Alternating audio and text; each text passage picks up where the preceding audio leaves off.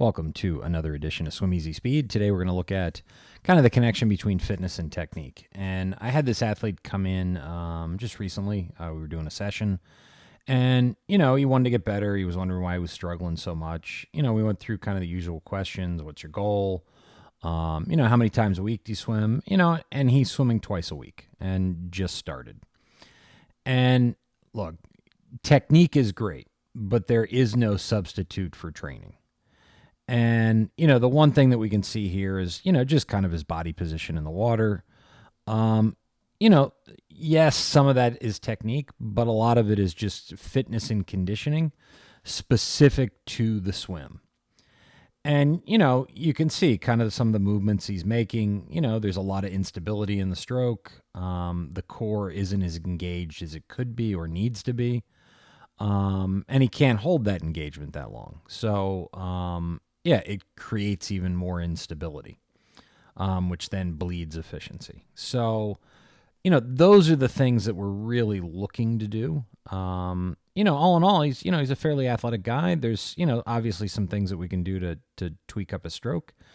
And, but the one thing that you want to understand is that there is this very definitive link between fitness and technique. And you just can't get around it. There's no getting around fitness and technique. That those two things are solidly linked together, and you cannot separate them out between one another. Your technique will only be as good as the fitness that can support it, and you're only going to get that technique that can go the distance by training. You got to train for it. So that was the main gist of our conversation during our session. And then, we went through and worked on a couple drills. So what I'm going to do is just kind of let this play out. Then we're going to start over again at the beginning, and we'll start to kind of talk about, break down a stroke a little bit more. So, here we are. And, you can see just in general, there's the body position on the water. You can see how it doesn't look like the arms and body are really connected together with the hips. The feet are coming way apart every time he breathes, and just creating a lot more instability. So here, one of the things that you see, because of this angle on the water, okay, and then the angle the shoulder is going to have to be, you immediately start with, the elbow down, and then you're just pressing down at the front of the stroke, which is going to raise up the front end a little bit and drop the back. So then this all just perpetuates itself over and over and over again. And when you're going through the water with kind of this much drag, so then as he pulls, any pull that he gets, all of this is drag, as opposed to if all of this was up, it would just then be waterline that he'd be able to glide off of. He'd be able to get more distance per stroke off of each stroke. Instead of having to take kind of these short little kind of choppy strokes because of this body position. Now, look, on the right side, he's a pretty good athlete. So you can see he's on his right side. That's the side he feels comfortable on. He gets it where, this comes up. He's already angling the hand back to pull. So, he's not that far away from kind of making some breakthroughs in terms of his swim. So here we go. And, here's one of the things that you can see. Here's where the instability comes in. You can see kind of how far he turns. So we're able to see both goggles there. Feet are coming apart right here. So you've got this wide. This then all becomes drag, and then it pulls that back end down. So adds all this instability. And, realistically, if we go back here, so it's right at the end of his right side pull.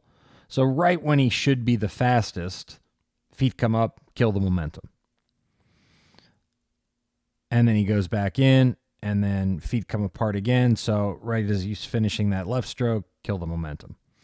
So, that's why you want this very, very long line right down the middle of your body. And everything just, rotates off of that with a lot of stability. in the water.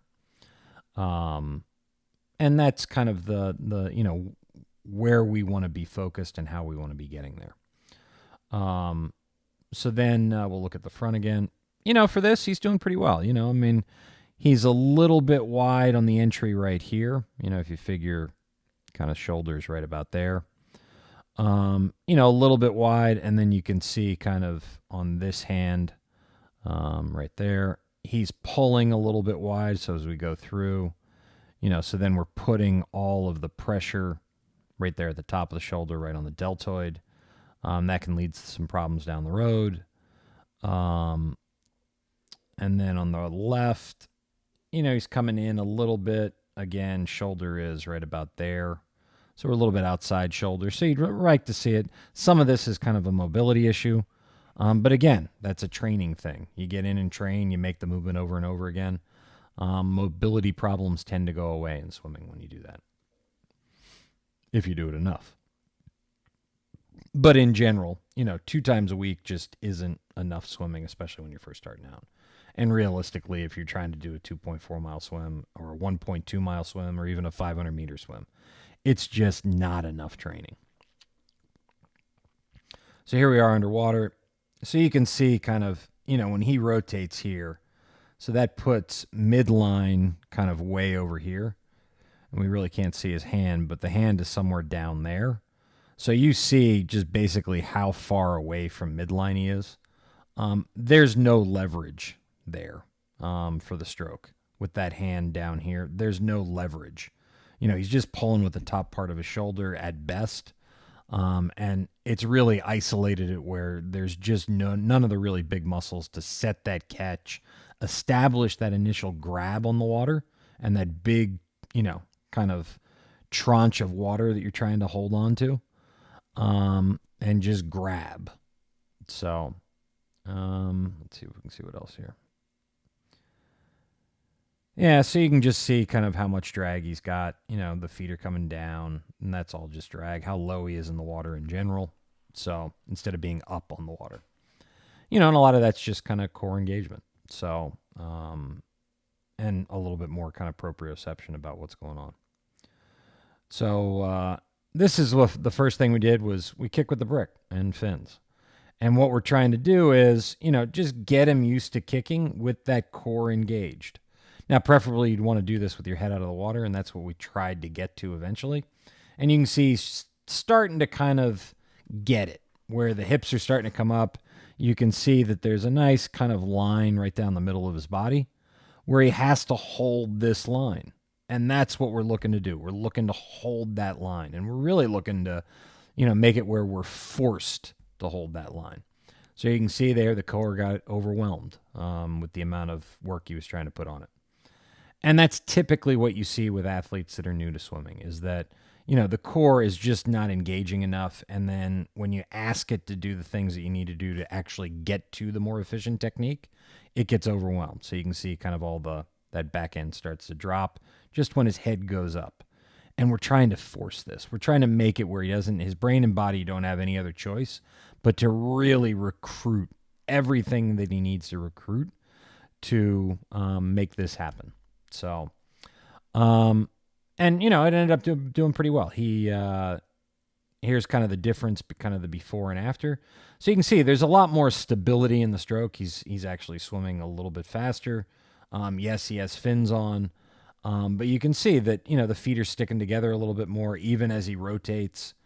And it's just a much more stable kind of stroke, a stable kind of foundation for him to operate off of. So, as always, thank you for tuning in. And, if you have any questions, please feel free to reach out. Always helps us when you like, share, comment, subscribe. Those are all the things that kind of move the needle for us. So if you can do that, I would really appreciate it. Hope to see you in the pool soon.